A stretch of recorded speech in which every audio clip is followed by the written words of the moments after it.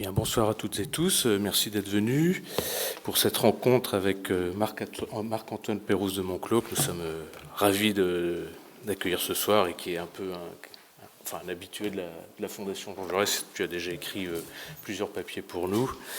Donc, dans le cadre de son essai L'Afrique, nouvelle frontière du djihad, publié à la Découverte, il y aura d'ailleurs quelques exemplaires à la fin de la conférence à vendre, si vous voulez évidemment l'acheter et le lire, et puis peut-être demander à Marc-Antoine de mettre un mot sur l'ouvrage. Marc-Antoine donc est directeur de recherche à l'IRD, l'Institut de recherche pour le développement, et chercheur à Chatham House notamment, mais aussi d'autres... C'est fini. C'est fini. Mon mandat s'est terminé. Bon, donc était aussi chercheur à Chatham House.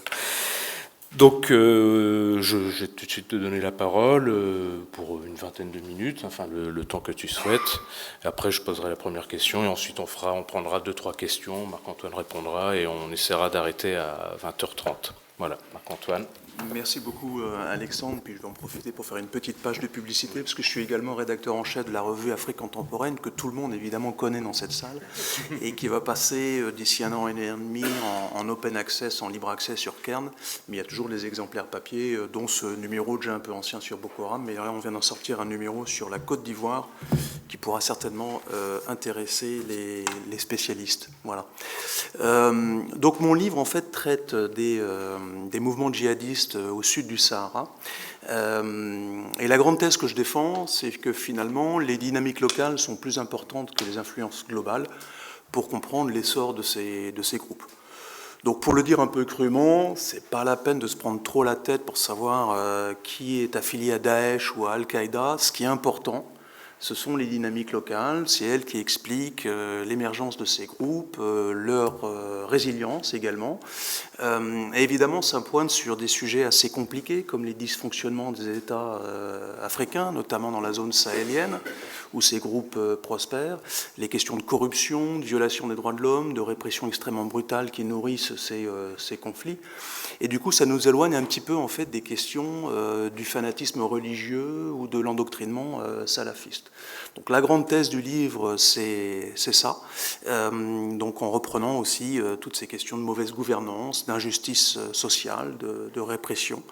Et ça tourne autour de plusieurs arguments, mais comme je n'ai que 20 minutes, j'ai décidé de synthétiser ma pensée autour de 3 principaux arguments qui n'épuisent pas le sujet, mais il ne faut pas que j'épuise le sujet, sinon vous n'achèterez pas le livre.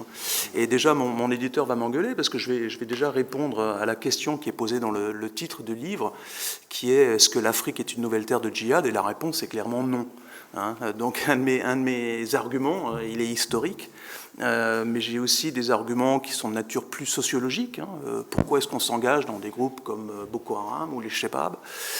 Et puis enfin des arguments de méthodologie, que nous, chercheurs, évidemment, nous privilégions, mais qui sont importants parce qu'en fonction de la méthodologie, vous avez des résultats, des conclusions qui sont très différentes, et qui ont aussi une incidence sur les décideurs, la façon dont ils conçoivent la menace, puisque justement le récit dominant, c'est que ces menaces djihadistes auraient un caractère global, qui est d'ailleurs à faire des amalgames et à mélanger un petit peu tout.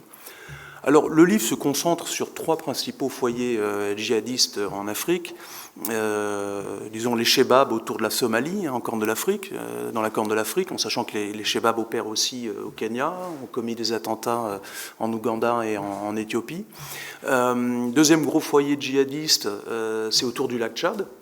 Donc c'est surtout parti du Nigeria avec Boko Haram, mais ça a gagné les pays voisins francophones, Tchad, Cameroun et Niger, donc autour du lac.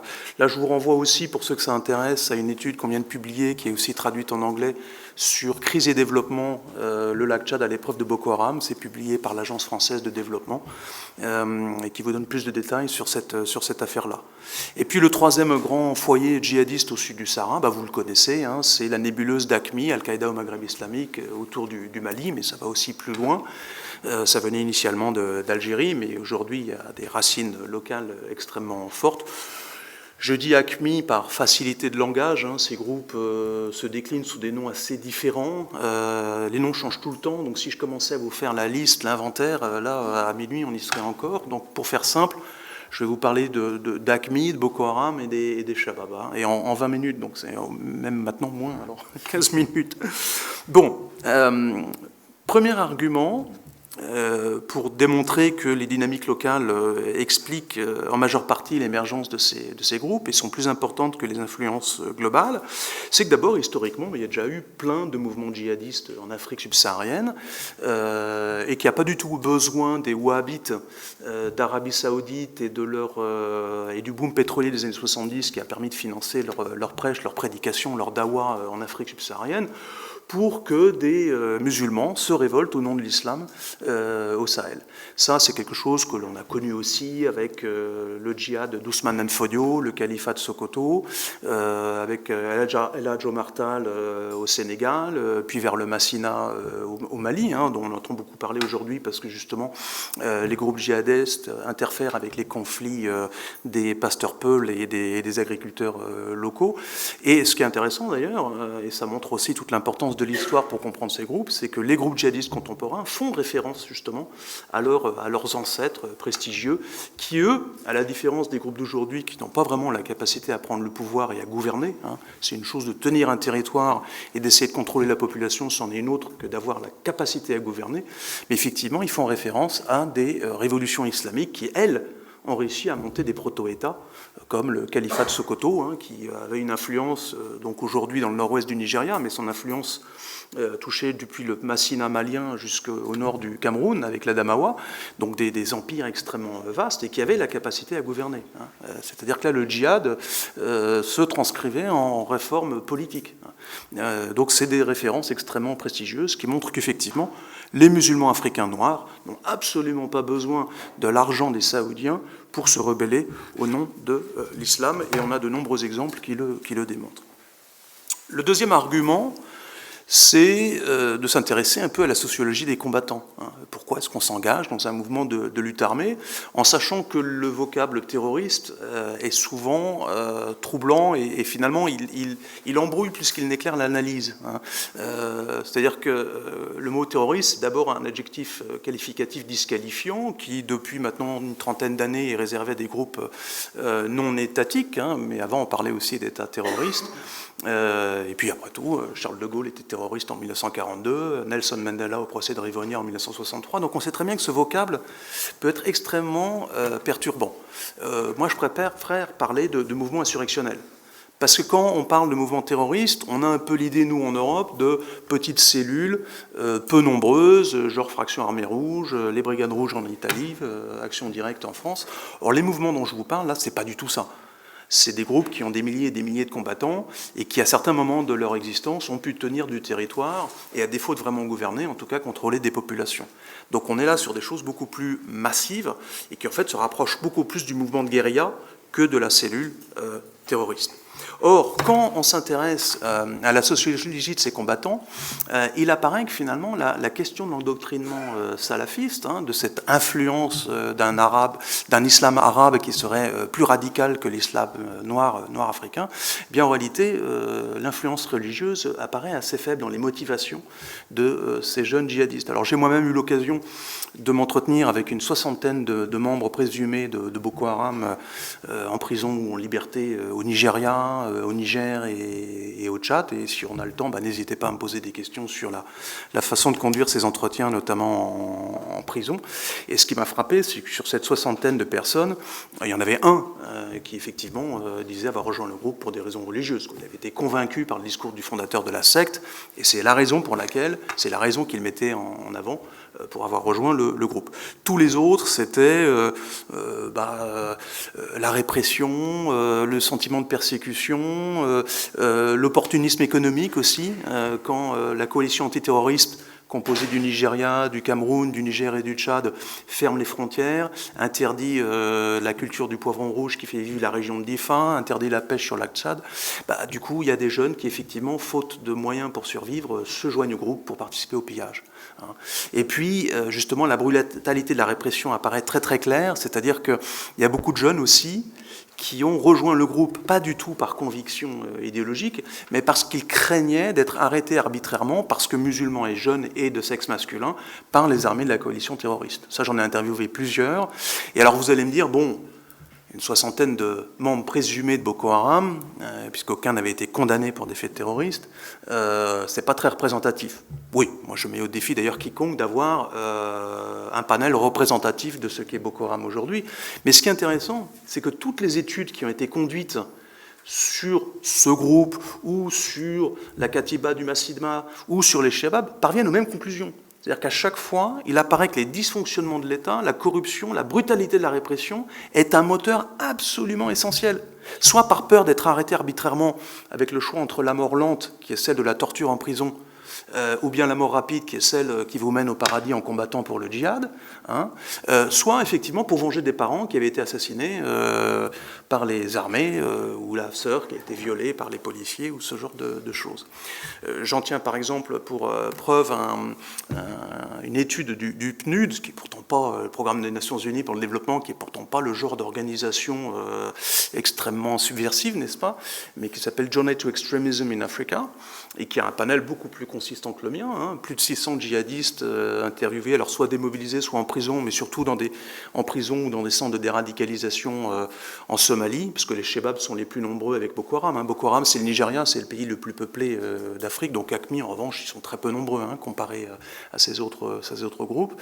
Et sur ce panel de plus de 600 djihadistes, on arrive quasiment au même pourcentage de gens qui disent avoir été motivés par la religion pour rejoindre ces groupes, c'est-à-dire une toute petite minorité. Donc on voit bien que là, les conditions de la lutte, elles sont quand même très largement déterminées par l'état de l'État en Afrique et la façon dont les crises sont gérées, la façon dont les conflits sont gérés. Et puis le dernier argument que je voudrais mettre en évidence, et il est davantage d'ordre méthodologique pour nous, chercheurs, c'est finalement la nécessité pour nous aussi de déconstruire la mise en récit des menaces globales.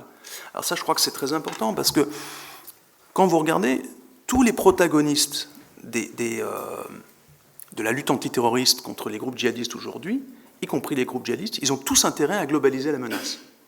Alors, les États concernés, qui sont souvent des gouvernements autoritaires, c'est le moins qu'on puisse dire, et peu démocratiques, et très corrompus, c'est formidable pour eux le terrorisme. C'est une nouvelle rente qui remplace celle du communisme du temps de la guerre froide.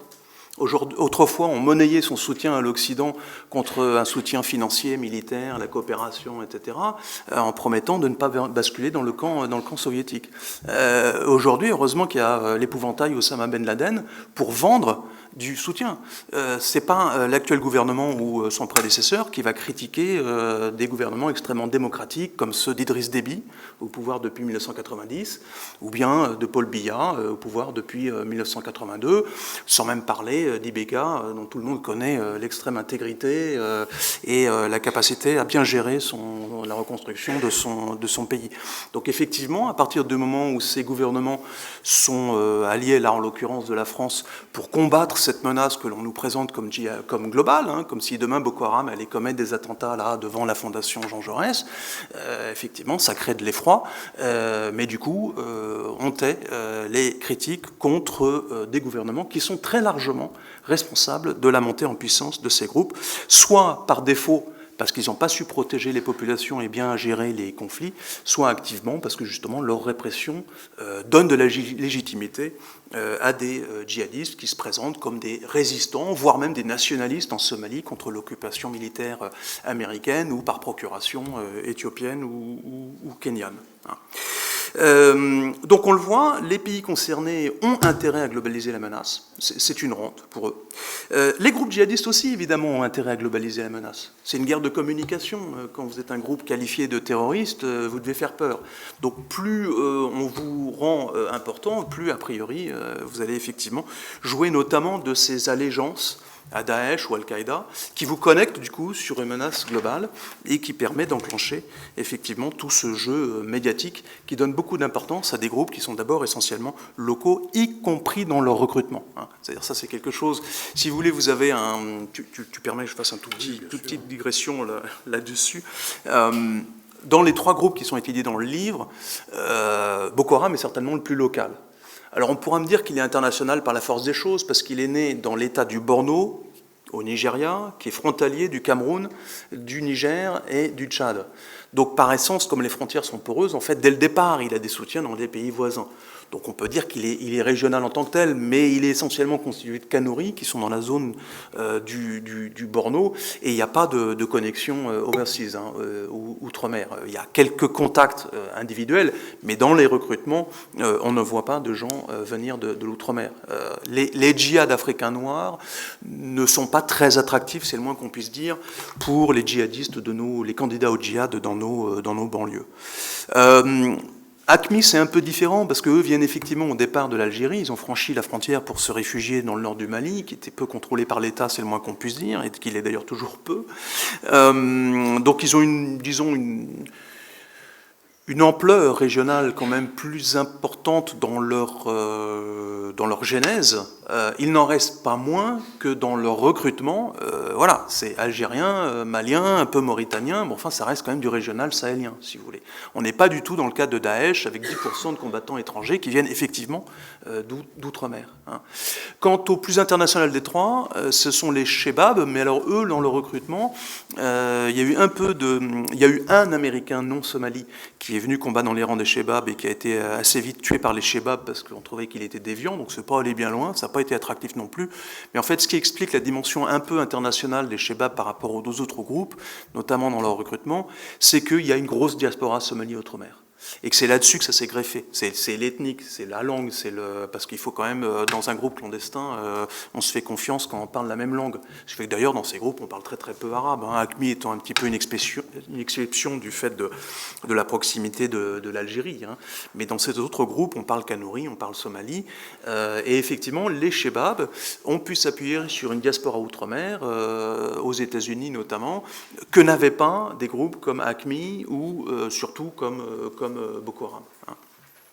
Mais il n'en reste pas moins que les dynamiques restent essentiellement locales, même si, encore une fois, tous ces groupes insurrectionnels vont jouer du caractère global de leurs menaces pour se rendre plus importants qu'ils ne le sont réellement.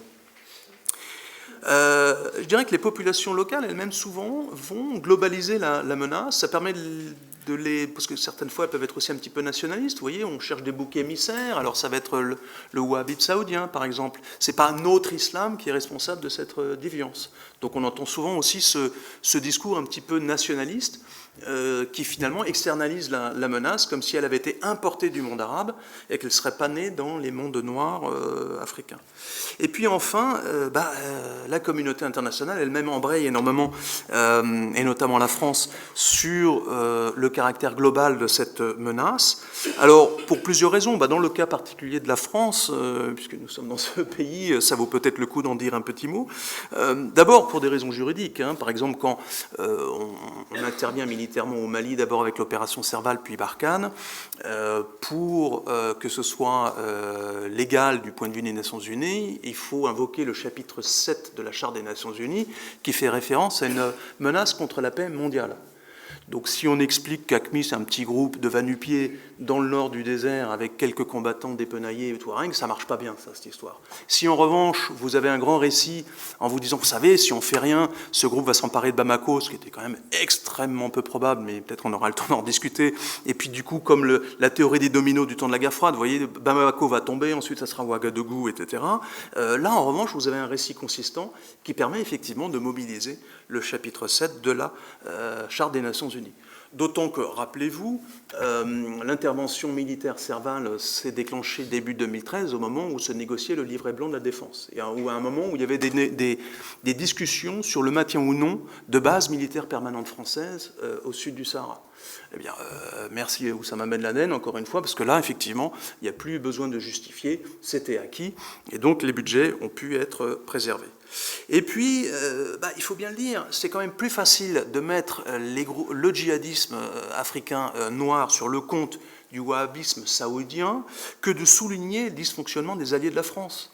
Donc ces gouvernements extrêmement démocratiques et peu corrompus dont je vous parlais, au Cameroun, au Tchad ou bien au Mali. Ça évite de parler des violations des droits de l'homme des armées que nous formons et que nous équipons. C'est quand même d'ailleurs assez étonnant de voir que autant les Français sont capables de se manifester, d'aller manifester dans les rues pour protester contre l'invasion américaine de l'Irak ou même la première crise du Golfe en 91, autant quand on a un rapport d'Amnesty International qui montre clairement que dans une caserne du nord du Cameroun, vous avez des villageois qui sont torturés par l'armée camerounaise, et puis on a aussi quelquefois les images, je vous en ferai grâce, et que dans cette même caserne, il y a des militaires français et des militaires américains, ça ne dérange absolument personne, parce que nous sommes une république laïque, et qu'effectivement, le rejet des valeurs djihadistes est tel que souvent, on est un petit peu aveuglé sur la façon dont nos opérations militaires peuvent en fait ternir l'image de la France.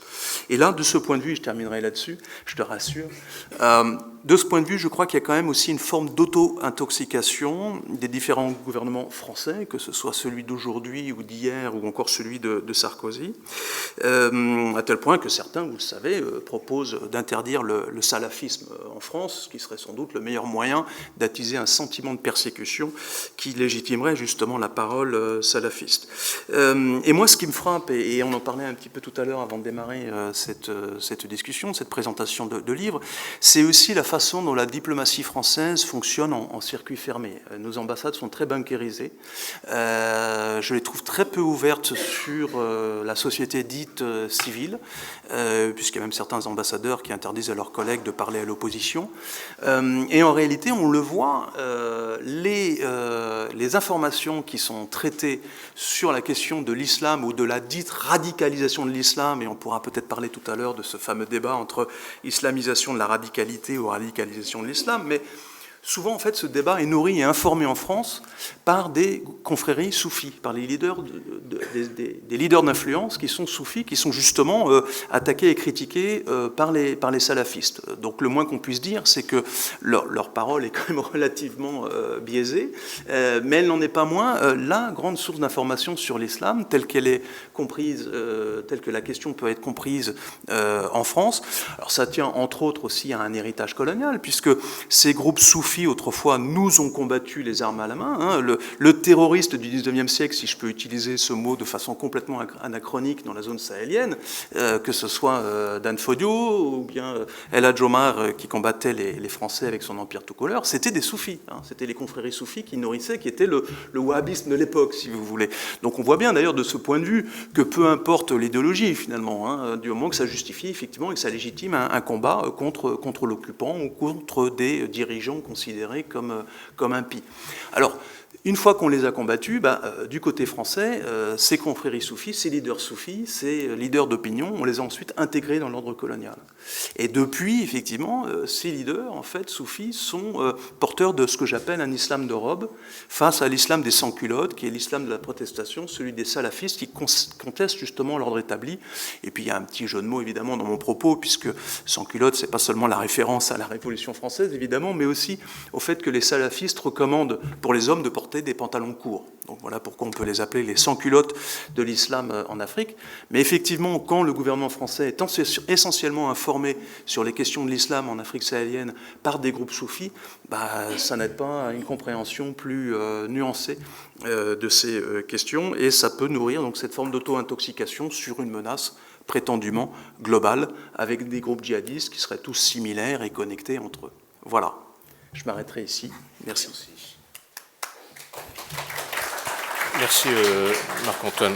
Moi je vais te poser une première question rapidement, ensuite on en prendra deux, trois. C'est justement, tu t'appuies sur le AQMI, les Chebab en Somalie et Boko Haram.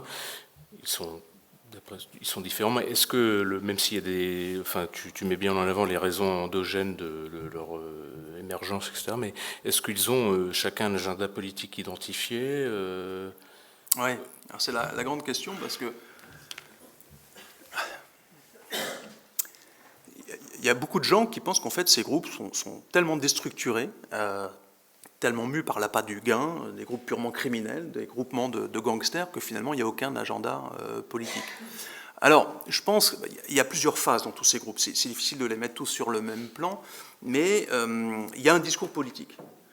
Mais avoir un discours politique dans la critique du gouvernement considéré comme impie et corrompu et injuste socialement parce que ne respectant pas justement les préceptes du Coran, avoir ce discours politique n'implique pas qu'ils aient la capacité à gouverner. Ça, je trouve ça très important parce que quelquefois, justement, dans la mise en récit globale de cette menace, on a parfois l'impression, et on a pu le lire dans la presse à propos de Boko Haram, que ces groupes vont s'emparer des capitales, quoi. Ils vont gouverner des pays.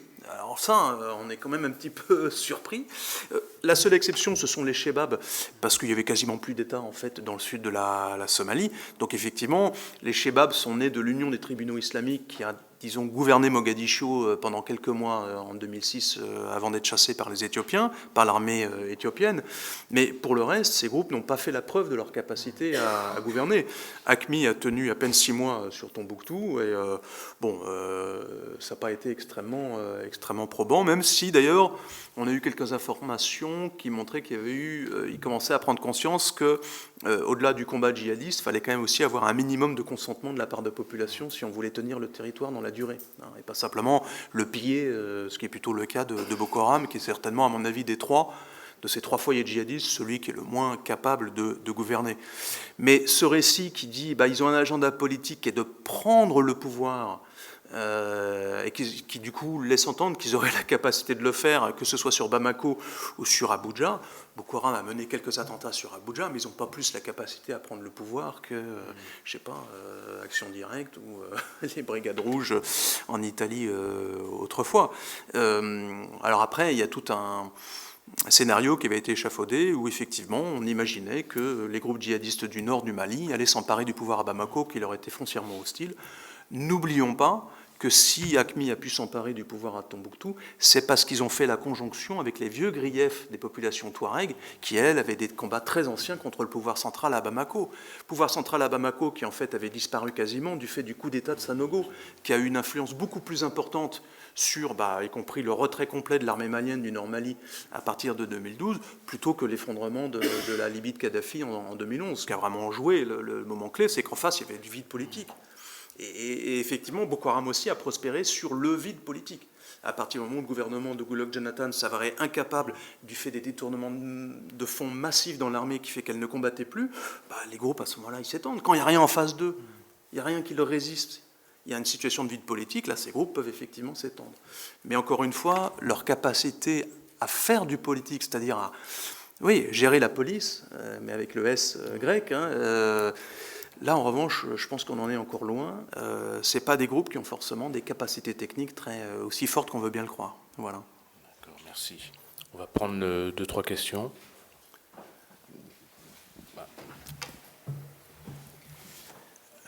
Merci.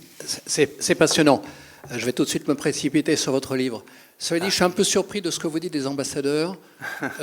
J'ai fait partie certains, oui, j'ai fait partie de la corporation. J'étais ambassadeur en Éthiopie. Je voyais les opposants régulièrement. Certains sont devenus des amis. Ouais. J'étais ensuite directeur Afrique au Quai d'Orsay. J'ai continué à avoir des opposants, dont certains d'ailleurs ensuite sont parvenus au pouvoir. Enfin bon, peut-être que certains collègues ont un autre comportement. 2 questions. Vous avez parlé des gouvernements. Vous avez notamment parlé de Biya ou d'Ibeka. Est-ce qu'à votre connaissance, il pourrait exister des alternatives ? Ouais. On sait que ces dirigeants ne brillent ni par leur honnêteté ni par leur efficacité. Pourtant, Ibeka a été réélu. Et d'après ce que me disent des gens qui connaissent bien le Mali, il aurait pu être réélu sans tricher. Il a triché honteusement, mais il aurait probablement été réélu. Est-ce qu'il y aurait dans les oppositions, dans la classe politique, des solutions de rechange? Pareil pour Biya, qui se représente en se fondant sur son extrême jeunesse. Deuxième question, que pensez-vous de l'accord qui semble se dessiner entre les Peuls et le Dogon, ou entre les leaders des communautés, certains leaders des communautés Peuls et Dogon? Est-ce que ça pourrait peut-être constituer un tournant dans la crise qui maintenant frappe le centre du Mali, la région, notamment la région de Mopti? Bon, je m'arrêterai là, mais il y en aurait évidemment beaucoup d'autres. Merci. Est-ce que je réponds dans la foulée ou tu préfères qu'on Comme tu veux. Bon, je vais peut-être répondre à monsieur. Donc effectivement, je parle de certains ambassadeurs et je pense en fait plutôt à l'Afrique francophone. Mais néanmoins, il y a quand même un mouvement de fond, je trouve, qui est assez significatif et qui dépasse les clivages francophones, anglophones.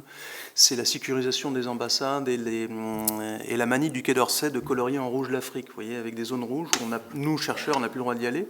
Et moi, ce qui me frappe, c'est aussi, je trouve, une ignorance du monde rural. Mais je me range aussi dans ce problème. C'est-à-dire qu'en tant que politiste, c'est plus facile d'aller dans une ville, à Maïdougouri, et j'ai beaucoup de difficultés aussi d'accès au terrain dans le borno rural. Mais alors là, les ambassadeurs, c'est pire. Il y en a, j'en connais, qui sont quasiment pas sortis de leur ambassade en 2-3 ans. C'est effrayant. Alors je pense que c'est, encore une fois, il y a une peur qui se nourrit d'elle-même, alors même que quand on fait, ça c'est l'objet de mon prochain livre, mais j'irai peut-être le présenter à la Fondation dans quelques mois, qui s'appelle « Déconstruire la guerre aux presses de la Maison des sciences de l'homme ». Mais bon, c'est tous les travaux de Steven Pinker, etc. Mais ça vaut vraiment pour la zone sahélienne. C'est-à-dire qu'en fait, on a une létalité des conflits qui ne cesse de s'amoindrir. Il y a moins de conflits armés en Afrique. Et néanmoins, on vous présente l'Afrique, notamment sahélienne, comme à feu et à sang, et on n'avait jamais vu ça. C'est inédit. Bon. Or, je suis désolé, et du coup, on se prémunit parce que nos standards de sécurité ne cessent de s'élever. Donc, pour se protéger, finalement, on considère comme rouge des zones où autrefois on pouvait se rendre, mais qui n'étaient pas plus menacées. Enfin, ma grosse menace en Afrique, ça on le sait aussi statistiquement, et ça vaut pour les expatriés comme pour beaucoup d'Africains, c'est l'accident de voiture, ou bien le banditisme rural, l'embuscade de grands chemins, ou ce genre de choses. Et autrefois, on était sans doute moins précautionneux, mais c'était pas l'ère du GPS, d'Internet, etc. Et aujourd'hui, je trouve que cette carte du Quai d'Orsay, qui colorie allègrement l'armée en rouge, l'Afrique en rouge, au contraire d'ailleurs de ce qu'on recommande au ministère de l'Intérieur en France, où on ne publie pas de taux de criminalité au niveau local parce qu'on ne veut pas stigmatiser les quartiers difficiles. Mais à l'étranger, notamment en Afrique, on ne se gêne pas pour effectivement enfermer en fait un peu, moi je trouve, l'information en fonction de ce que l'on peut avoir depuis des ambassades qui, je trouve, sont de plus en plus bunkérisées. Et ça m'inquiète aussi sur, effectivement, la façon dont l'information remonte jusqu'aux décideurs. Je trouve que là, on a beaucoup perdu. Alors, sur l'accord entre les Peul et Dogon, moi, je ne suis pas à même de vous répondre parce que je n'ai pas d'informations assez fraîches pour savoir ce qui peut en être. La seule chose qui pourrait me permettre d'être plus optimiste que pour les accords de paix d'Alger, c'est qu'on est quand même, me semble-t-il, dans une dynamique plus locale. Et si les dynamiques locales sont plus importantes pour comprendre l'émergence de ces groupes, de ces conflits, alors effectivement, la réponse, elle doit être aussi plus locale. Or, j'ai l'impression quand même que les Maliens se sont davantage saisis de cette question que par rapport à ces groupes djihadistes du Nord qui allaient de pair avec le séparatisme touareg qui était complètement honni. Donc en fait, on le sait très bien, Bamako, il n'était pas question de négocier, et les accords de paix d'Alger, qui d'ailleurs, je crois, n'ont toujours pas été soumis au Parlement à Bamako, donc ils ne sont pas ratifiés. Il n'y a quasiment personne qui parie aujourd'hui sur la capacité de ces accords de paix d'Alger à résoudre la crise dans le Nord. En revanche, dans le Masséna, j'ai l'impression que la logique est plus quand même bottom-up. Mais encore une fois, là, je peux me tromper parce que je n'ai pas d'informations récentes là-dessus. Voilà. Ah oui, sur les alternatives, pardon. Oui, là, vous soulevez une vraie question. Parce que malheureusement, les oppositions sont souvent très fragmentées, très corrompues aussi, c'est-à-dire prêtes à être achetées par les pouvoirs en place. Donc on a un vrai souci. Mais pour autant, je ne crois pas que cela doive conduire la France à continuer d'appuyer sans les critiquer les régimes en place. Et on en parlait un petit peu tout à l'heure, moi ça me frappe de voir la différence entre la diplomatie américaine d'Obama, je ne parle pas de celle de Trump parce que là il n'y en a pas, mais qui élevait quelquefois la voix. Par exemple, il y a un amendement Lee qui interdit aux États-Unis une coopération militaire avec des armées qui ont commis des crimes de sang. Ce qui explique du temps d'Obama, les États-Unis ont refusé de livrer des équipements militaires à l'armée nigériane qui commettait plein de crimes de sang. Et là, récemment, l'ambassadeur des États-Unis au Cameroun a dit à M. Paul Biya qu'il fallait peut-être songer à une sortie honorable pour laisser un héritage dans l'histoire qui ne soit pas complètement négatif. Voilà, et ça a fuité, on le sait. Eh bien, moi, ce qui me frappe, c'est que quand les Américains parlent, ils sont respectés. Évidemment, les Nigérians vont protester de leur bonne foi, de la bonne conduite de leur armée. Monsieur El Paul Biya va dire qu'il fait tout, les élections multipartites, mais le peuple le demande, etc. Donc les Africains vont protester contre les positions diplomatiques américaines du temps d'Obama qui étaient assez critiques, beaucoup plus critiques à mon avis que celles de la France. Et néanmoins, les Américains sont beaucoup plus respectés.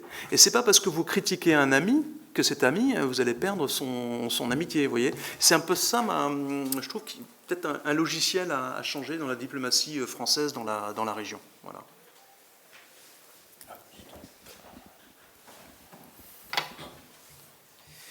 Merci beaucoup pour cette conférence. Alors, c'est un sujet qui m'intéresse beaucoup, donc j'aurais beaucoup de questions à poser, mais je vais juste en poser 2, comme le monsieur. Ce serait juste pour m'attarder sur la Somalie. Comme je pense, vous le pensez aussi, je pense que le groupe qui a le plus de possibilités d'avoir un vrai ancrage, c'est les Chebab, pour diverses raisons. Et les Chebab, par le passé, ils ont contrôlé, je ne sais pas s'ils ont contrôlé beaucoup de territoires, mais ils ont quand même réussi à contrôler certains territoires. Est-ce que, du coup, j'aurais 2 questions à poser. La première question, c'est est-ce que, de nouveau, je ne sais pas, sur le court ou le long terme, ils seraient de nouveau capables d'avoir certaines emprises territoriales? D'ailleurs, il me semble que maintenant, je me trompe peut-être, ils contrôlent déjà quelques territoires. Et la deuxième question, c'est est-ce qu'ils ont c'est peut-être pas très correct de poser ça comme question, mais est-ce qu'ils ont un certain support local aussi? Est-ce qu'il y a pas mal de populations qui se disent on préfère les Chebab au gouvernement somalien? Voilà, je vous remercie. Finalement, il n'y avait qu'une question, alors ça va.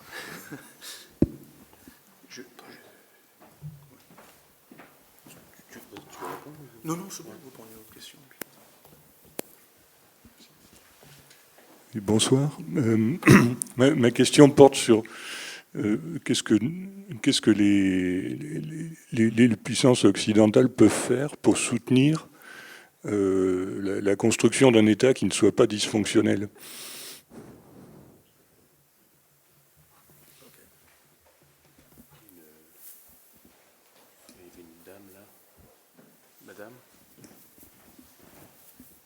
Bonjour, oui, juste 2 petites questions. La première, c'est, vous avez dit tout à l'heure que les salafistes étaient les sans-culottes de l'islam en Afrique. J'ai un peu tiqué en entendant ça, parce que, je ne suis pas du tout spécialiste de l'Afrique, mais en ce qui concerne le Maghreb ou le Golfe Persique ou même la France, il y a quand même une grosse majorité de salafistes de tendance cheikhistes, matralistes et autres, qui sont certes dans une logique de rupture culturelle avec la société dite mécréante, mais qui sont en même temps dans une soumission à l'ordre politique établi. Donc je voulais savoir si cette tendance existait en Afrique et si elle était prédominante, comme elle l'est au Maghreb, en Arabie Saoudite ou encore en Europe. Et une deuxième petite question, juste concernant l'Algérie, je ne sais pas si ça fait aussi partie de votre domaine de recherche, mais est-ce que vous pensez que, disons, un retour d'AQMI en Algérie est possible? Est-ce que l'Algérie peut encore considérer être comme un pays poreux vis-à-vis du djihadisme? Ou est-ce que vous pensez que la société algérienne a été complètement immunisée depuis la fin de la décennie noire?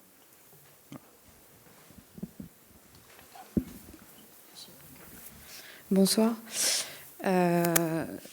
Je m'appelle Céline Bardet, je travaille sur les crimes de guerre, je connais assez bien Nigeria. En fait, et toute cette zone, j'ai 2 questions et une remarque. Concernant les ambassades, ça me parle beaucoup, je suis beaucoup sur le terrain, et je veux dire, la question, elle se pose aussi, par exemple, pour les délégations de l'Union européenne, ou tout ce qu'on peut appeler des field office, et en fait, qui sont des gens qui, en fait, ne sortent pas de leur fait non plus, de fait de ces procédures qui effectivement ont été super augmentées. Paradoxalement à ça, je veux dire, moi j'ai mon collègue en 2014 français qui a été exécuté par des Al-Shabaab en Somalie, donc la sécurité, c'est quand même aussi une question. Mais voilà, donc j'avais une question. Ça m'intéresse beaucoup votre approche, je veux dire. Il faut regarder ça au niveau local et pas au niveau global. Et je me pose la question par rapport au financement. Et est-ce que c'est quelque chose sur lequel vous avez travaillé? Parce qu'on a il y a beaucoup de rapports sur la question du financement global, du terrorisme, etc. Je voulais avoir votre avis là-dessus. Merci. Ouais, j'ai un bon catalogue là, quand même. Je vais commencer. Alors sur la Somalie, À un certain moment de leur histoire, les Shebabs étaient peut-être ceux qui méritaient le plus la comparaison avec les talibans en Afghanistan. Puisque vous le savez, il y a des gens qui écrivent des livres à succès, en tout cas sûrement beaucoup plus de succès que le mien, sur le Sahélistan, hein, qui font un amalgame entre la situation en Afghanistan et puis la situation au Mali ou dans d'autres pays. À mon avis, au Mali, pas du tout. C'était pas. D'abord, ces groupes étaient effectivement perçus au départ comme exogènes, même s'ils ont réussi à se greffer d'abord sur les luttes Touareg, puis aujourd'hui sur les luttes des Peuls transhumants contre les agriculteurs ou d'autres groupes pastoraux. Mais les Shebabs, effectivement, avaient, disons, une genèse qui rappelait plus ce qui avait pu se passer en Afghanistan parce qu'ils luttaient aussi contre des troupes décriées comme des troupes d'occupation. Parce que, après tout, la grande légitimité des talibans en Afghanistan, c'est d'abord d'avoir combattu contre l'armée rouge, puis ensuite de s'être recyclé pour débarrasser Kaboul des seigneurs de guerre en 1996. Et quelque part, les Shebabs, ça a été aussi ça. C'est-à-dire qu'il y a eu d'autres groupes djihadistes avant les Shebabs, à l'Ittihad par exemple, qui ont d'abord forgé leur légitimité en invitant les Américains, les Somaliens à se débarrasser des troupes d'occupation américaines, c'est comme ça qu'ils les appelaient, au moment de l'opération Restore Hope entre 92 et 95. Et ensuite, on a eu l'intervention des troupes éthiopiennes et des troupes kenyanes, notamment à partir de 2007 et 2011. Et là aussi, du coup, ce qui allait devenir donc les Shebabs, ce qu'on appelle aujourd'hui les Shebabs, on l'a aussi réussi à greffer leur discours et à le légitimer comme étant un discours de résistance nationale face à un occupant étranger et qui plus est chrétien, éthiopien, kenyan ou américain. Donc là, on voit que il y a des parallèles avec les talibans en Afghanistan, d'autant que quand l'Union des tribunaux islamiques a pris le pouvoir à Mogadiscio en 2006, effectivement, ils ont débarrassé la capitale des Maurianes, c'est-à-dire des pillards. Ce qui était aussi la légitimité qu'avaient les talibans, qui avaient le soutien des commerçants afghans, parce qu'ils allaient enfin assainir le pays et permettre de rétablir les flux commerciaux. Et là, on voit des parallèles. Maintenant, la situation a beaucoup changé quand même. C'est-à-dire que je crois qu'aujourd'hui, les Shebabs, et c'est difficile d'avoir l'information, et je ne suis pas assez spécialiste à Somalie pour vous en dire beaucoup plus à l'heure d'aujourd'hui, mais il me semble que les Shebabs se sont beaucoup fragmentés. Ils n'ont aucune chance de s'emparer du pouvoir au Somaliland et à mon avis également au Puntland. Donc ils continuent d'avoir du soutien local un peu dans le sud, en jouant de rivalité, par exemple entre les Ranouaïs ruraux de la Chébélé contre les citadins haouillés de Mogadiscio. Vous voyez, ils se greffent aussi sur des conflits locaux, comme on peut le voir avec les Touaregs et Akhmi dans le nord du Mali. Et puis, ils essaient toujours de se légitimer dans leur opposition, leur résistance aux troupes d'occupation kenyanes ou aux incursions éthiopiennes. Donc, ils ont toujours un peu de soutien local, mais ils n'ont plus quand même l'assise qu'ils ont pu avoir en 2006. Donc, aujourd'hui, je crois qu'on s'éloigne quand même du modèle des talibans afghans, qui en revanche, eux, voilà, je pense qu'ils ont quand même de sérieuses possibilités d'arriver un jour au pouvoir sous une forme négociée ou militaire. Sur le cas des Shebabs, je suis un peu plus sceptique. Donc, en Somalie, vous ne pensez pas, enfin, outre le Puntland et le Somaliland, même dans le sud, encore une fois, tenir du territoire, oui, mais pas beaucoup plus. Et pas construire un État islamique. Voilà. Alors, quant à la question qu'est-ce qu'on peut faire pour construire des États plus fonctionnels en Afrique subsaharienne, bon, en fait, si j'avais la réponse, je serais secrétaire général des Nations Unies, et ce n'est pas le cas. Maintenant, tout ce que je peux dire, et ça, il y a quand même un accord, y compris de la part de beaucoup de militaires, c'est que la réponse militaire ne solutionnera pas ces problèmes. Ça, tout le monde est d'accord pour le dire. Maintenant, de là à imaginer que l'aide au développement serait un palliatif, là, il y a aussi beaucoup, je crois, d'illusions. Peut-être qu'on pourra y revenir après, mais là, j'ai encore d'autres questions. Vous avez tout à fait raison sur la question des salafistes. Il y a effectivement beaucoup de salafistes quiétistes. C'est-à-dire que là, je parlais des salafistes djihadistes, enfin, ceux qui sont combattants et qui interprètent le djihad effectivement comme une lutte armée. Mais effectivement, la plupart des salafistes sont quiétistes, ce qui ne les empêche pas quand même de critiquer l'impiété des sociétés dans lesquelles ils vivent, et y compris des dirigeants. Mais ils le font de manière beaucoup plus mesurée, et il y a effectivement beaucoup de phénomènes de cooptation qu'on a vu au Sénégal, qu'on a vu avec les Izala au Nigeria. Les Izala, c'est la société pour l'éradication du bida, de l'innovation maléfique, qui était d'inspiration wahhabite, qui était un petit peu financé par les Saoudiens, mais qui était quand même d'abord un groupe nigérian extrêmement influent, avec notamment un mentor qui était devenu le conseiller spirituel du président pendant la Seconde République civile à la fin des années 70. Donc c'est des groupes qui sont extrêmement influents. Et en fait, si la Constitution l'autorisait, ce serait là, en revanche, des groupes qui certainement iraient former un parti politique, puisque actuellement ils donnent des consignes de vote, en l'occurrence pour voter pour des candidats musulmans. Bon, je pourrais donner des exemples très, très précis, mais oui, là, ces salafistes, quiétistes ou collaborateurs, si on peut dire, ils sont effectivement très, très majoritaires.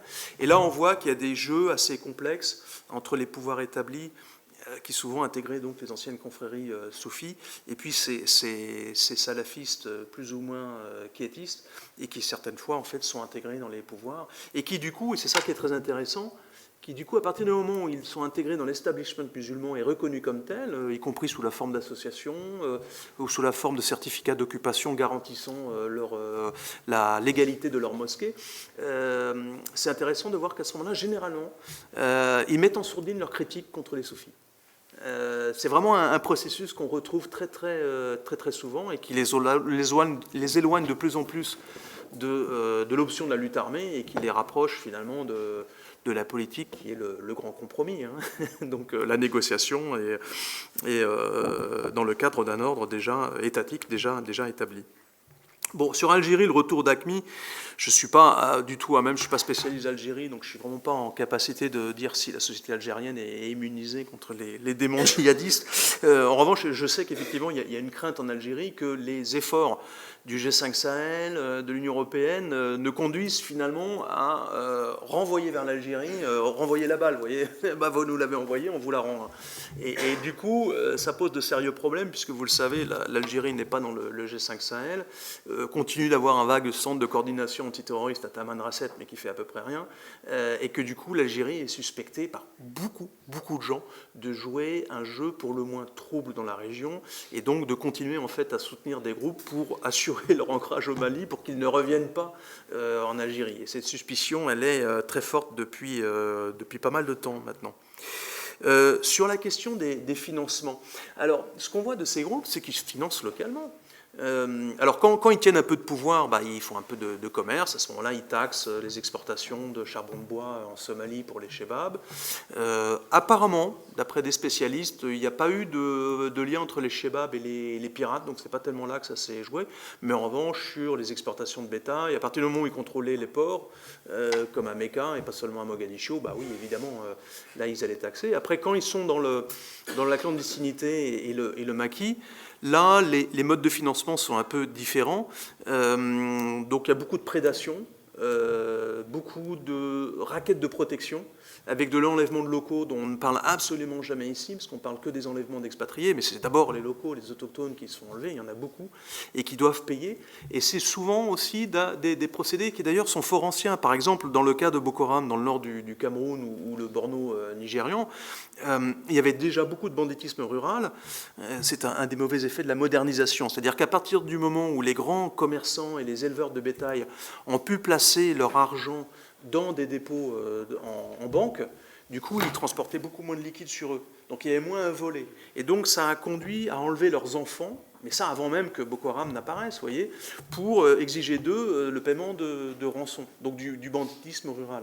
Et finalement, d'une certaine manière, Boko Haram ne fait que poursuivre cette tradition d'enlèvement d'enfants, notamment Peul, pour exiger des grands éleveurs qu'ils payent, puisque dorénavant, leur argent est placé à la banque, il n'est pas toujours caché en liquide dans le boubou. Donc on le voit, et c'est très frappant pour Boko Haram, parce qu'il y a des gens qui spéculent sur des soutiens financiers de l'organisation État islamique. Comment ?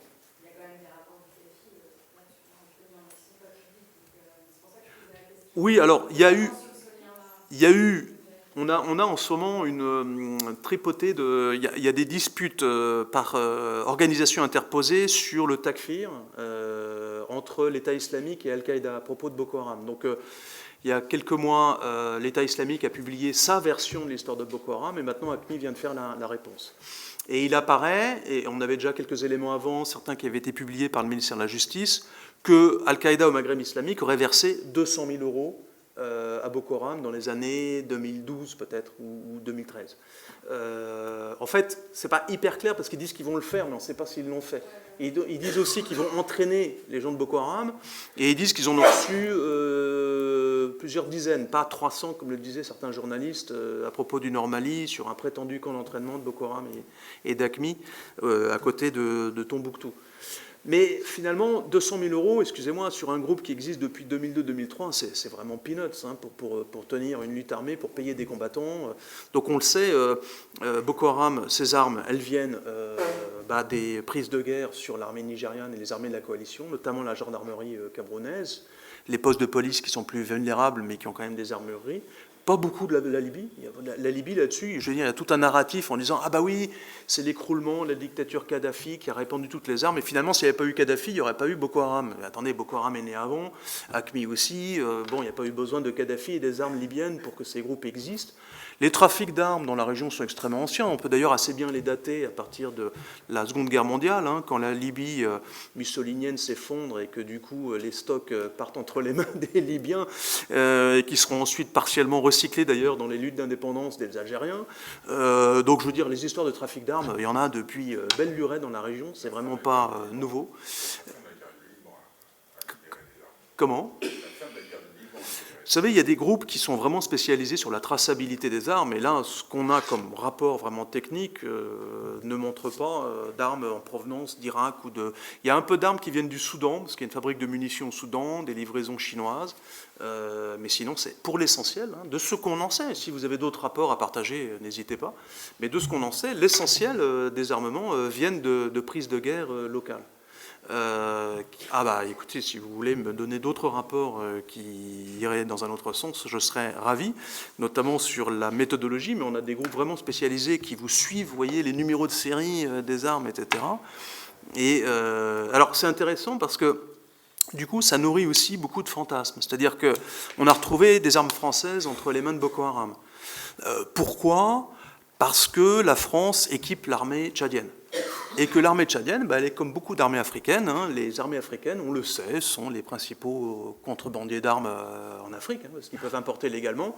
Et ensuite, soit ils revendent parce que, pour des faits de corruption, soit, et ça je l'ai même vécu personnellement, puisque j'ai beaucoup enquêté là-dessus, soit lorsqu'ils sont amenés à combattre contre des groupes insurrectionnels, ou qu'ils sont dans des missions onusiennes, ou des missions cautionnées par l'ONU, comme l'armée nigériane au Libéria, leur prise de guerre, après aussi, ils vont les revendre. Hein. Et puis il y a un phénomène que l'on a vu aussi, qui est toujours, et à chaque fois ça renvoie vers cette question de la corruption des États. Hein. Elle est absolument fondamentale pour comprendre ces situations de vide politique qui permettent la prospérité de ces groupes djihadistes. Dans le cas du Nigeria, il y a eu des mutineries parce que les détournements de fonds étaient tels que les soldes n'étaient plus versés. Et que du coup, les soldats se retournaient contre leurs supérieurs hiérarchiques, menaçaient de les tuer, etc. Alors le résultat, c'était quoi ? C'est que du coup, les officiers rechignaient à donner des armes aux soldats, qui se retrouvaient peut-être avec une calache, mais seulement 4 balles, parce qu'on avait peur que soit ils les revendent, soit ils les retournent contre leurs officiers, et que donc quand Boko Haram attaquait, ils tiraient les 2 premières balles, puis après ils décampaient, et on a les images, effectivement, où on voit Boko Haram se saisir de stocks d'armes assez impressionnants, mais qui viennent de l'armée nigériane. Quant au cas du Tchad, moi j'ai des récits extrêmement précis d'individus qui montrent que pour se financer, quand le groupe est rentré dans la clandestinité à partir de 2009, de l'exécution extrajudiciaire de son fondateur Mohamed Youssouf, autrefois il se finançait grâce à des dons à la mosquée, il avait pignon sur rue, il avait même investi dans des micro-entreprises de vente d'eau potable, de transport public, etc. Mais quand ils sont rentrés dans la clandestinité et que les comptes du fondateur ont été gelés, alors ils ont commencé d'abord à attaquer des banques au prétexte qu'elles pratiquaient l'usure et que c'était contre la charia, mais enfin ça permettait de les financer aussi. Et puis effectivement, ils ont commencé à voler des 4x4 à Maïdougouri qui ont été revendus à N'Djamena. Et là, les trafics de voitures volées, il y a des militaires qui sont impliqués dedans, donc il y a eu du troc. Et effectivement, des armes venant du Tchad ont été livrées à Boko Haram en échange de voitures volées. Et ces armes, encore une fois, comme c'est la France qui, entre autres, équipe l'armée tchadienne, il y en avait certaines qui étaient des armes françaises. Ce qui a pu ensuite nourrir les théories du complot, notamment au Cameroun, accusant la France de soutenir Boko Haram. La preuve, on a retrouvé des armes françaises entre les mains de Boko Haram, mais je pense qu'on n'avait pas forcément posé la bonne question. Donc voilà, les financements, ils sont essentiellement locaux, et on n'a pas eu beaucoup de traces de transfert. Il faut dire que voilà, le système bancaire est un peu compliqué dans la région. Du côté, je ferai peut-être une nuance quand même sur ces trois groupes, c'est les Chebab, qui, eux, ont donc cette connexion avec la diaspora somalienne outre-mer, avec un système extrêmement efficace qu'on appelle le Khawilat, qui m'avait conduit d'ailleurs à écrire tout un livre aux presses de Sciences Po, c'était en 2005, je crois, qui avait été intitulé à l'époque « Diaspora et terrorisme » et qui traitait que de la diaspora somalienne dans la guerre, et qui montrait effectivement comment ce système de transfert d'argent est extrêmement efficace et vous permet en moins de 24 heures de transporter, de véhiculer des millions de dollars depuis Melbourne jusqu'à Beledweyne, au fin fond de la Somalie, à la frontière de l'Éthiopie. Donc là, effectivement, du côté des Shabab, qui sont à mon avis les plus internationaux, mais pas les plus internationalistes pour autant, de ces trois foyers djihadistes, de ces trois mouvances djihadistes, du côté des Shabab, on peut avoir des financements extérieurs, mais qui en fait viennent essentiellement de la diaspora. Pas tant, ou alors de taxation sur l'argent que les Somaliens renvoient au pays et qui passe par les distributeurs de Khawilat. Voilà, donc financement surtout local.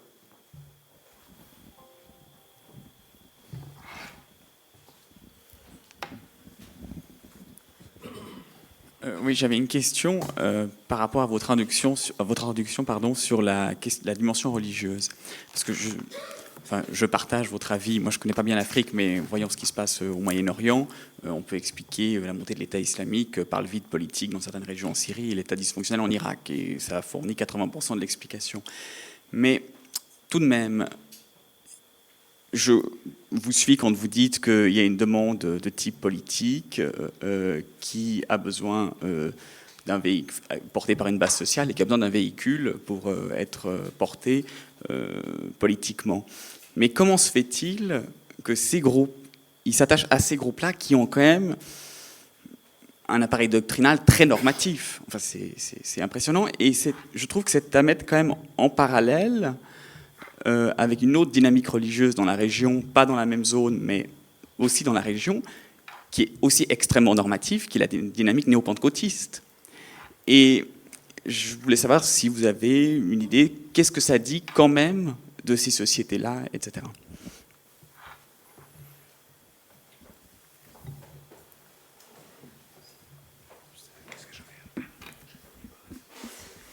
Bonsoir, je voulais vous remercier de votre présence. Je vous ai découvert à travers la lecture donc ce numéro d'Afrique contemporaine dédié à Boko Haram.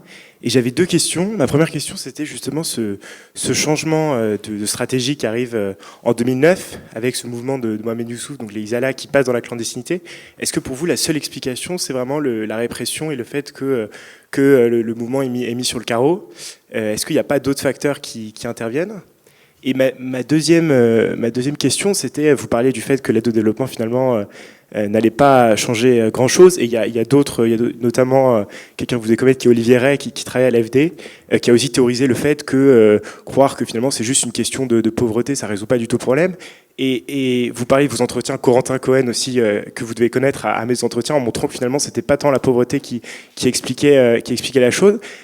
Pour vous, comment l'aide au développement pourrait justement se modifier ou pourrait recourir à d'autres leviers pour en tout cas régler, je dirais pas totalement, mais en tout cas commencer à régler la situation dans ces régions? Je vous remercie. Bonsoir. Sur la question de Boko Haram en particulier, on entend moins parler ces derniers mois, ces dernières années, d'attaques sur les grandes villes, les capitales ou les territoires du nord-est du Nigeria, dans le Borno ou dans l'Adamawa. Est-ce qu'aujourd'hui, Boko Haram a encore une présence militaire identifiable, ou alors est-ce que ce sont seulement des mouvements de guérilla sporadiques, selon les opportunités qu'ils ont d'attaquer tel ou tel endroit? Je vais réagir. Sur le facteur religieux, je vais tout de suite préciser une chose, je ne l'exclus pas totalement. Hein. C'est-à-dire, je dis en revanche qu'il ne joue pas un rôle aussi structurant et déterminant qu'on veut bien souvent le dire. Mais effectivement, il joue aussi un rôle. Mais voilà, dans le recrutement des djihadistes, pour ce qu'on peut en savoir, s'il fallait vraiment trouver pondérer et le faire de façon quantitative, comme les politistes américains aiment bien le faire, on est à du 10-20%, si vous voulez. Alors, vous dites l'appareil doctrinal est très normatif. Oui et non, parce que même sur la question du takfir, les groupes djihadistes entre eux ne sont pas d'accord. Le fait que, vous l'avez remarqué, hein, les grands groupes djihadistes dans le monde tuent essentiellement des musulmans, hein, au prétexte qu'ils auraient collaboré avec des forces impies, qu'ils seraient apostats, qu'ils auraient dévié sur le plan religieux, etc. Mais un des grands problèmes de l'islam, c'est, contrairement au catholicisme, c'est qu'il n'y a pas de pape pour écrire le dogme. Et que du coup, les hadiths ou les versets, les sourates du Coran peuvent donner lieu à toutes sortes d'interprétations, y compris par les mêmes personnes à des périodes différentes, de façon complètement opposée. Donc je trouve que c'est pas aussi normatif que ça, mais ce qui me frappe aussi, c'est qu'en revanche, on a souvent tendance à dire c'est que les musulmans qui vont utiliser la religion pour justifier leur combat, ou finalement on voit des études qui sortent aux États-Unis qui disent qu'aujourd'hui les seules vraies insurrections religieuses seraient que dans le monde musulman. Mais n'oublions pas qu'en Afrique, on a aussi la Lord Resistance Army, l'armée de résistance du Seigneur Joseph Kony, on a la milice de Ntumi qui est aujourd'hui recherchée par le gouvernement congolais et qui lui aussi est complètement structuré par un discours religieux. Maintenant, je ne suis pas assez spécialiste de la milice de Ntumi pour savoir dans quelle mesure c'est le religieux qui aurait conduit à la violence, ou est-ce que le religieux n'a pas finalement exprimé un sentiment d'exclusion des populations du bas Congo par rapport à ceux des hautes terres. Mais voilà, clairement, l'utilisation de la religion, soit d'ailleurs pour faire la paix, soit pour faire la guerre, on la retrouve dans toutes les sociétés. Et justement, ce qui me frappe, c'est, alors ça c'est peut-être aussi une caractéristique très africaine, hein, c'est la plasticité de ces corpus religieux qui donne lieu à toutes sortes d'interprétations. Sur Boko Haram et le changement de stratégie en 2009. Alors, dès qu'on emploie le mot stratégie pour les groupes djihadistes, ça laisse à penser qu'effectivement ils ont une stratégie. Dans le cas de Boko Haram, j'en suis toujours pas convaincu. C'est-à-dire que Boko Haram se construit au début, vous savez que c'est pas leur nom, c'est le nom dont on les a affublés, c'est un nom péjoratif, d'ailleurs ils le récusent, mais au début ils se construisent comme une secte. Et une secte, c'est un seul corps constitué de plusieurs individus, mais qui réagissent collectivement. Hein. Quand on coupe un doigt, il y a l'ensemble du corps qui réagit. Et effectivement, ce qui me frappe, c'est que les attaques menées par Boko Haram sont très réactives, y compris dans les attentats, le premier attentat mené à Abuja contre le siège de la police nationale, avec un chef de police qui venait de déclarer « Oh, de toute façon, Boko Haram, c'est terminé, on n'en entendra plus parler, on les a liquidés ». On voit bien qu'il y a toujours des modalités de vengeance qui peuvent prendre énormément de temps. C'est-à-dire ça n'empêche pas, l'absence de stratégie de prise du pouvoir n'empêche pas la planification des attentats. C'est un groupe qui peut planifier ces attentats très longtemps à l'avance. Et je suis personnellement convaincu, et je ne suis pas le seul, que s'il n'y avait eu l'exécution extrajudiciaire de Mohamed Youssouf, le fondateur en 2009, on n'en serait vraiment pas là. J'en tiens d'ailleurs pour preuve qu'il y a un autre groupe qui n'est pas djihadiste, mais qu'on appelle les chiites du Nigeria, qui est mené par quelqu'un qui s'appelle Zakzaki, qui lui aussi a eu maille, j'ai eu l'occasion de le rencontrer à plusieurs reprises avant qu'il soit encore une fois entolé, qui a eu maille avec la justice à plusieurs reprises et qui en 2015 a été accusé d'avoir mené une tentative d'assassinat contre le chef d'état-major nigérian. Et là, l'armée nigériane a été un petit peu plus habile que précédemment, c'est-à-dire qu'ils ne l'ont pas tué. Ils ont tué entre 300 et 1000 chiites qui étaient armés de bâtons, donc un groupe djihadiste terroriste extrêmement bien équipé, comme on le sait pour beaucoup de ces groupes. Et le chef du groupe, ils l'ont gardé en otage, en fait, en prison. Et ça dissuade les fidèles, effectivement, de rentrer dans une option de lutte armée. Je pense que Mohamed Youssouf était le fondateur de Boko Haram était quelqu'un qui négociait avec le gouverneur du Borno. Il avait un temps d'antenne à la télévision régionale, il avait donné des consignes de vote, il n'était pas aussi exclu du jeu politique qu'on veut parfois le croire. Donc voilà, changement de stratégie. Et en tout cas, je dirais que la répression a effectivement très largement déterminé l'option de la lutte armée, que l'on pouvait un petit peu sentir avant l'exécution extrajudiciaire de Youssouf, mais qui a vraiment pris corps après, puisqu'à ce moment-là, à l'intérieur du groupe, les faucons ont pris le pas sur les colombes qui étaient favorables à la négociation. Quant à l'aide au développement, non, je vais peut-être tout de suite passer aussi à la question sur le fait que Boko Haram n'attaque plus les grandes villes, ce qui montre qu'effectivement, ils ont quand même bien reculé depuis 2014. En revanche, on assiste depuis quelques mois à une recrudescence d'attaques contre des cibles militaires. Au cours des derniers mois, je dirais depuis juillet, il y a peut-être une centaine de militaires nigérians qui ont été tués par Boko Haram. C'est pas vraiment rien. Mais ce que je vois quand j'arrive à aller à Maiduguri, et j'y arrive pas toujours, mais quand j'arrive à y aller, c'est que, et c'est une stratégie qui était d'ailleurs annoncée par le chef d'état-major nigérian, nous avons gagné la guerre de la communication, c'est contrairement à la période Jonathan avant 2015, les journalistes sont vraiment mis sous le boisseau à Maiduguri. Donc quand il y a des attaques des insurgés contre l'armée, soit ils s'interdisent de la rapporter, soit comme c'est des journalistes locaux qui sont quand même favorables au président musulman Bouhari, du coup ils s'interdisent de trop peindre la situation sous un jour négatif pour le gouvernement.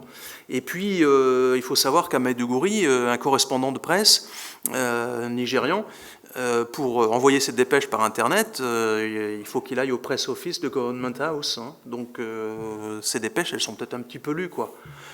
Par contre, maintenant, ils ont des super 4x4, les journalistes là-bas. Hein. Impeccable, hein. Vraiment, là, c'est super. L'armée fait bien les choses.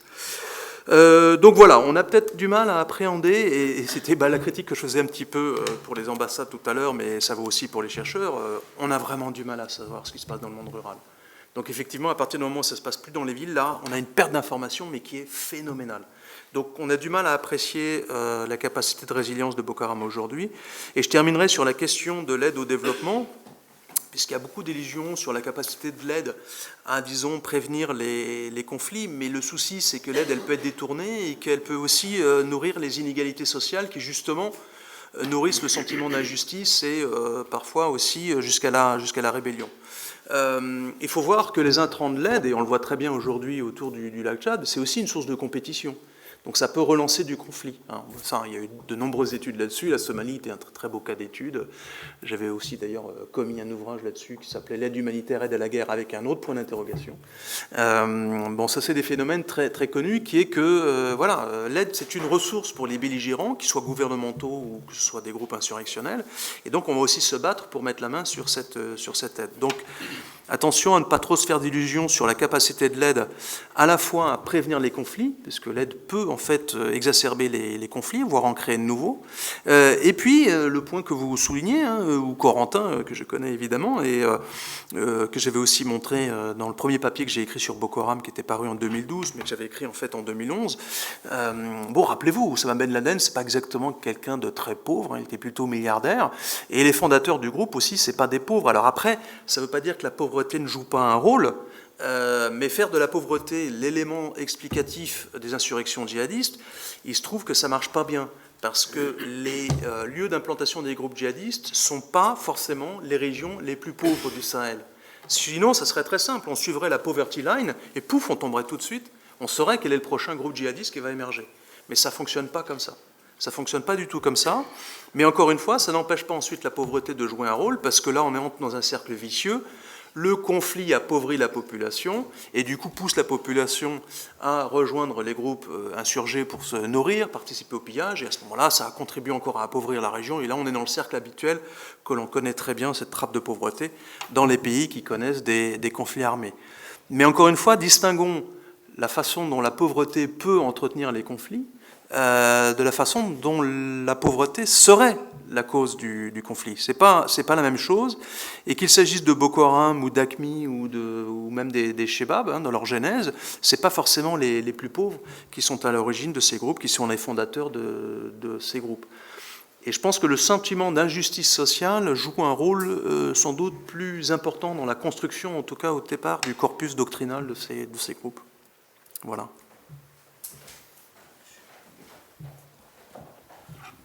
Oui, moi j'aurais trois questions. La première, vous n'avez pas parlé de la Célesca et de Centrafrique. Est-ce qu'il y a des connexions entre la Célesca et les mouvements djihadistes? Deuxième question, qu'est-ce qui explique quand même l'extrême brutalité de certains de ces groupes? Je pense par exemple à l'enlèvement des 300 lycéennes au Nigeria pour en faire ce qu'on a dit des esclaves. Enfin, ça, on n'a pas eu beaucoup de suite de ce qu'étaient devenues ces 300 jeunes filles. Ça, c'est la deuxième question. Et la troisième question, c'est sur l'efficacité des armées africaines. L'armée tchadienne a la réputation d'être la seule armée efficace du coin. Est-ce que vous partagez cette opinion par rapport à l'armée malienne ou à l'armée camerounaise? D'accord, si vous placez le standard là, oui, d'accord, elle est efficace. Okay. Non, mais dans la lutte, les militaires français disaient que c'était la seule aide qu'ils avaient pu recevoir d'armée africaine lors de la première opération. Oui, Serval, oui. Ouais. D'abord les Séléka. Alors tout à l'heure je vous parlais de la djihadisation des conflits, c'est-à-dire que toujours dans cette narration qui tend vers la globalisation des dynamiques conflictuelles, dans le cas de la République centrafricaine, il y a eu un moment des velléités de Boko Haram lorsqu'ils ont fui après l'exécution de leur fondateur en 2009 à aller se réfugier. La frontière du Cameroun est assez étroite dans le nord et donc à aller jusqu'en Centrafrique. Donc moi j'avais été en Centrafrique pour étudier ça et en réalité ça n'a pas abouti. Il y avait des insurgés Peul à l'époque qui combattaient dans le nord de la Centrafrique mais qui n'ont pas rejoint le combat djihadiste de Boko Haram. En revanche, ce qu'on voit, c'est un phénomène classique mais qu'on peut retrouver aussi en Somalie ou ailleurs. Les Séléka pourraient, disons, être tentés de revendiquer certaines connexions à l'étranger pour gonfler leur importance. Et ce qu'on a vu, c'est que les anti-Balaka qui les combattaient se sont présentés effectivement comme les soutiens de la lutte antiterroriste. Ce qui permettait du coup de contenir les critiques qui étaient faites contre les atrocités commises par les anti-Balaka. Et donc, de toutes parts, on tend finalement à djihadiser des conflits qui, en fait, n'ont rien à voir avec l'islam en Centrafrique. C'est-à-dire, je m'entends, ils n'ont rien à voir avec l'islam. C'est-à-dire, oui, c'est-à-dire, l'islam, la question de l'islam donne forme à des conflits qui tiennent à des compétitions pour le pouvoir, à des oppositions entre des pasteurs et des agriculteurs, un petit peu comme on le voit dans la région centrale du Nigeria. C'est pas l'endoctrinement religieux qui est à l'origine de la guerre civile en Centrafrique, personne ne dit ça. Mais qu'après on injecte de la religion pour légitimer un combat, on peut avoir ça, et reste à voir dans quelle mesure d'ailleurs les Séléka un jour ne seront pas tentés de vraiment basculer et proclamer une lutte au nom du djihad. Ça pourrait très bien arriver, mais en tout cas ça n'a pas démarré comme ça. Sur la brutalité de ces groupes armés, alors je rappelle sur l'enlèvement des 276 filles de Chibok, là encore pas de stratégie. Ça s'est passé parce que Chibok est une petite localité du sud du Borno où Boko Haram visait une position militaire, mais les militaires avaient, comme souvent, décampé avant qu'ils arrivent. Donc comme ils avaient faim, ils sont servis, il y avait un collège, ils ont piqué la briqueterie, ils ont piqué les véhicules, ils ont piqué la nourriture, et puis il y avait des filles, alors ils les ont pris. Bon. Il y en avait 276, toutes n'étaient pas chrétiennes. Certaines ont été libérées, ça fait l'objet de grosses négociations, il y a pas mal d'argent qui a circulé, mais ce n'était pas une stratégie. Par exemple, il y a des gens qui vous disent rétrospectivement « Ah, c'est parce qu'il y avait le premier forum économique d'Afrique qui s'ouvrait pour la première fois à Abuja, la capitale fédérale du Nigeria, et donc il s'agissait de marquer le coup. » Sauf que 2 mois avant, Boko Haram avait brûlé vif 50 gamins dans un dortoir du Yobe, il n'y avait pas eu une ligne dans la presse. Monsieur Shekau ne pouvait pas deviner que Madame Obama allait se saisir du sujet et tweeter à propos des filles de Chibok. Donc ça s'est passé parce que ces filles étaient là, ils les ont enlevées, et ensuite ça a monté en sauce, et alors du coup ça leur a donné une aura internationale qu'ils n'avaient pas au départ. Et du coup ils ont pu négocier très cher la libération de ces filles. Mais rappelez-vous, il y a 2 vidéos qui revendiquent l'enlèvement des filles de Chibok. La première, qui est assez mal fichue, qui est plutôt adressée au gouvernement de Goodluck Jonathan à l'époque, et la deuxième, qui est adressée à la communauté internationale, qui est plus léchée, c'est de la HD, enfin c'est un peu mieux fichu. Mais dans la première, Shekau explique, il dit on les a capturés pour venger nos femmes. Et en fait, il fait référence au fait que les femmes des combattants de Boko Haram mises en prison étaient violées par les militaires, étaient maltraitées, etc. Et il demandait leur libération, en fait. Donc voilà, on a un peu ce contexte assez compliqué où la brutalité des uns répond à la brutalité des autres. Moi, j'ai jamais su entre la peste et le choléra que choisir, c'est-à-dire entre la décapitation djihadiste ou le viol par des djihadistes et puis les mauvais traitements et le démembrement des corps dans les prisons du Tchad ou du Nigeria ou du Cameroun. Je sais pas ce qui est préférable. Mais peut-être que certains ont des avis à ce sujet. Moi, je pense que de part et d'autre, on commet des atrocités et qu'il y a un problème grave dans le récit que l'on fait de ces insurrections djihadistes où on ne parle que des atrocités commises par les groupes djihadistes, précisément parce qu'on ne veut pas parler des atrocités commises par des armées qui sont les alliés de la France. Quant à l'efficacité de l'armée tchadienne, oui, on a entendu beaucoup de choses positives sur l'armée tchadienne. Alors demandez aux centrafricains, parce qu'on en parlait.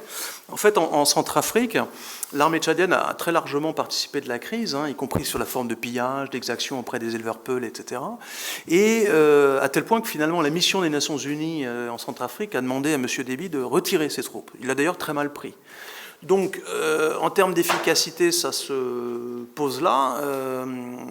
Donc, oui, dans le nord du Mali, les Tchadiens ont été efficaces. Et d'ailleurs, ils ont bien fait payer leur prix du sang, puisque toutes les critiques autrefois du gouvernement de Hollande sur Idriss Déby, qui avait d'ailleurs tué le leader du parti frère de l'Internationale socialiste, ces critiques se sont tues à partir du moment où le Tchad a engagé des troupes qui donnaient un caractère international à l'opération militaire française Serval. C'était aussi très important sur le plan diplomatique que les Tchadiens se battent, parce que pour le reste, les forces de la CEDEAO, elles n'ont rien fait du tout.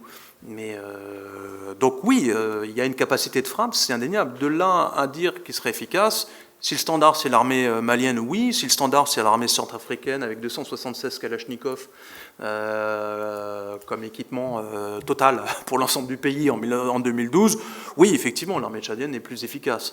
Maintenant, si je compare à l'armée française, dans la capacité de l'armée tchadienne à épargner les civils, là, je serais beaucoup plus dubitatif.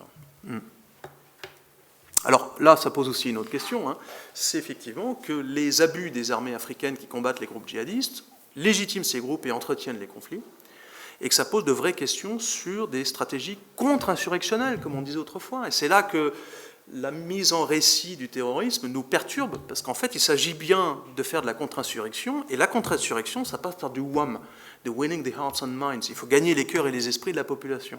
Et si vous allez massacrer les populations et les empêcher de cultiver leurs terres, les regrouper de force dans des camps, ou bien violer leurs filles, je ne pense pas que vous ayez un gros soutien de la population. C'est un des problèmes qui touche aujourd'hui le Mali, d'ailleurs, du côté des Peuls, dans le Massina, mais on l'a vu aussi avec les Kanuri dans le nord-est du Nigeria. Bonsoir.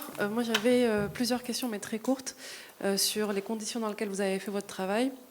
La première est, est-ce que vous avez vécu dans l'un des pays qui sont impactés par ces groupes djihadistes? Est-ce que vous parlez une des langues dominantes qui sont pratiquées par ces groupes djihadistes? Et la troisième, c'est lorsque vous vous êtes renseigné sur les doctrines et la manière dont ils communiquent sur leur idéologie, est-ce que vous avez été tributaire du coup des langues que vous comprenez et que vous parlez? Oui, tout à fait. Je suis un affreux politiste et pas un anthropologue, donc je ne parle pas les langues locales, donc je passe par des interprètes. Les textes que j'utilise, les textes djihadistes, sont traduits en anglais, quelquefois en français, donc je dois me fier à la qualité de la traduction, et c'est un vrai problème que celui de la traduction. Alors, avec une collègue, Élodie Appart, d'ailleurs, qui avait fait un papier dans ce numéro d'Afrique contemporaine concernant Boko Haram, quand on étudiait les vidéos, ce que disait Shekau en Haoussa, on le faisait traduire par plusieurs personnes.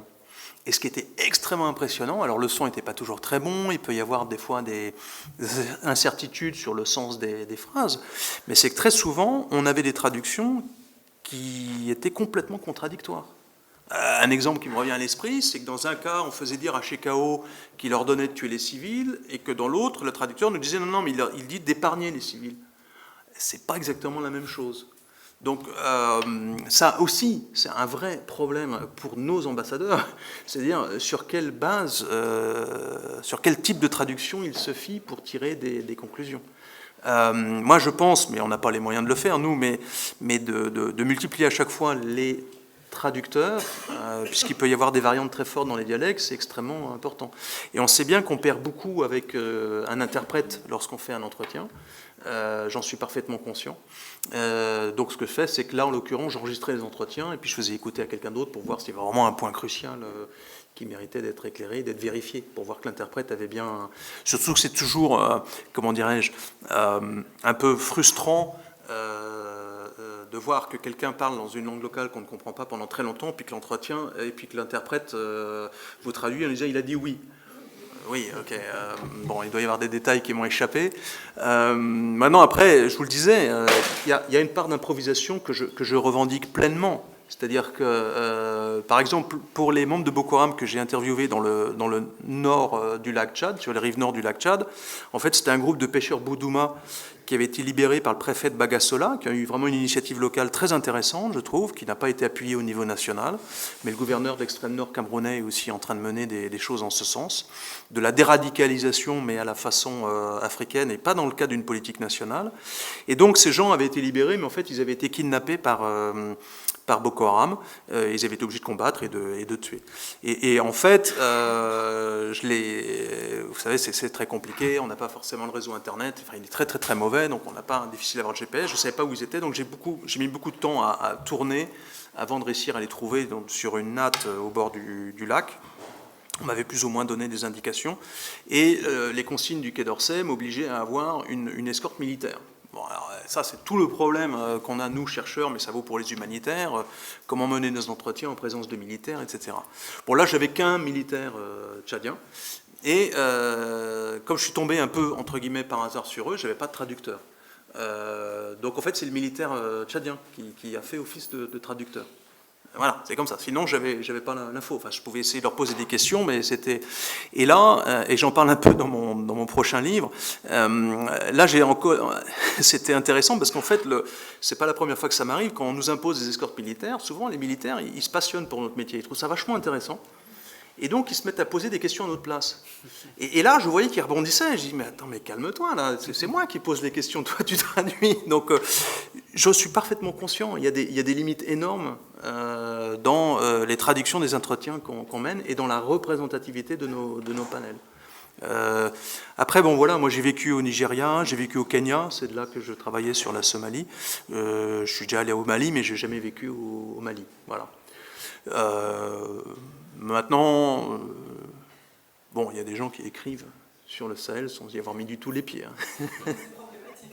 C'est problématique. On est d'accord. On est d'accord. Notamment sur la Libye. Ça, c'est un souci. Ouais. Mais je ne travaille pas sur la Libye. Ouf. Ça va. Il est 20h10. Dans le cadre, il y a des variantes dialectales qui compliquent. Même tu peux avoir plusieurs variantes dialectales. Tout à fait. Complique encore le problème. Mais c'est pour ça que quand on veut traduire une vidéo de chez Kao, il faut un Hausa Kanawa, de Kano, il faut un Hausa de Maïdougouri, il faut un Kanuri qui comprend le Hausa, et vous avez 3 versions différentes. Avec, je vous dis, des sens qui peuvent être contradictoires. Oui, il faut tuer les civils, les femmes, les enfants et les vieillards. Non, il faut épargner les civils, les femmes, les enfants et les vieillards. Ah oui, mais c'est pas la même chose. Hein. La compréhension que l'on en a. On a aussi une part d'interprétation. Hein. Nous, chercheurs, je ne suis pas le détenteur de la sainte vérité. Voilà.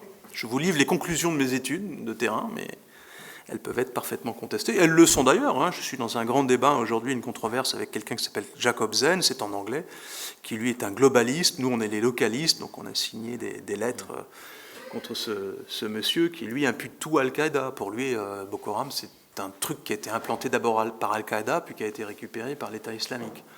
Ça va complètement à l'encontre de la compréhension que j'en ai, mais effectivement, vous avez des livres entiers qui ont été écrits, qui sont publiés chez Hearst, sur Boko Haram, par des gens qui sont allés uniquement à Abuja et qui n'ont interviewé que des officiers de sécurité. Jamais des combattants de Boko Haram. Alors moi aussi, j'ai interviewé des officiers de sécurité, évidemment. J'ai interviewé les victimes de l'armée et j'ai interviewé les victimes de Boko Haram. Mais ça, c'est quand même le minimum syndical, d'interviewer les protagonistes du conflit. Je ne dis pas que c'est facile d'avoir accès aux protagonistes du conflit, mais c'est quand même un minimum syndical pour nous chercheurs. Après, est-ce qu'on arrive à s'approcher de la vérité? Je l'espère sincèrement. Mais à mon avis, cet effort-là du terrain est quand même plus valable que des conjectures à partir de la traduction uniquement de vidéos de groupes djihadistes. C'est d'ailleurs mon dernier papier dans Politique étrangère, là-dessus, sur les limites d'une compréhension du djihad par les vidéos. Il y a aujourd'hui tout un marché foisonnant en France de chercheurs djihadologues qui travaillent en fait sur les vidéos. C'est important, il faut le faire. Et sur les textes. Mais il ne faut pas être plus salafiste que le roi, j'ai envie de dire. C'est-à-dire qu'il ne faut pas être trop scriptural non plus, ça ne suffit pas. Parce que ces textes ou ces vidéos, vous ne les comprenez pas si vous n'avez pas le contexte local. Et d'ailleurs, c'est très intéressant de voir, excuse-moi, tu vois, je suis bavard, mais c'est très intéressant de voir que dans le récit que fait l'État islamique, en tout cas la version diffusée par l'État islamique de l'histoire de Boko Haram, il y a des contresens qui montrent qu'eux-mêmes ont une compréhension limitée de la situation dans le Borno. Parce qu'ils n'y vont pas. Il y a eu quelques contacts individuels, mais ils n'y vont pas. Par exemple, un de mes collègues américains me signalait que dans une des revues de Daesh, on avait interviewé Barnaoui, qui est le leader de la faction, qui est présenté comme affilié à Daesh contre le canal historique, pour faire simple, de Shekau. Et il était interviewé. Et le journaliste de Daesh lui posait des questions du type « Alors, comment ça fait d'être dans la jungle, d'être djihadiste dans la jungle ?» Or là, on est dans un paysage de savane, vous voyez, c'est une zone sahélienne. Donc non, c'est pas la forêt tropicale, monsieur le journaliste de Daesh. Et là, ça révèle complètement, je veux dire, la représentation qui peuvent se faire des musulmans noirs africains. Hein. C'est intéressant en soi. Donc là aussi, il y a de la déperdition d'informations, on va dire. Eh bien, nous allons prendre les deux dernières questions. Voilà. La question concernera la région des trois frontières, Burkina Faso, Mali et Niger. Je voudrais connaître la situation politique et le rôle des forces spéciales de l'opération Sabre dans ce cas-là. Merci. Ma réponse sera très courte, j'en sais rien du tout. Il y a eu un enlèvement d'un prêtre italien ce matin. Ouais. Mais je n'ai pas plus d'informations que ce que vous avez dans les médias. Je ne peux pas vous dire. Non. Je ne sais pas.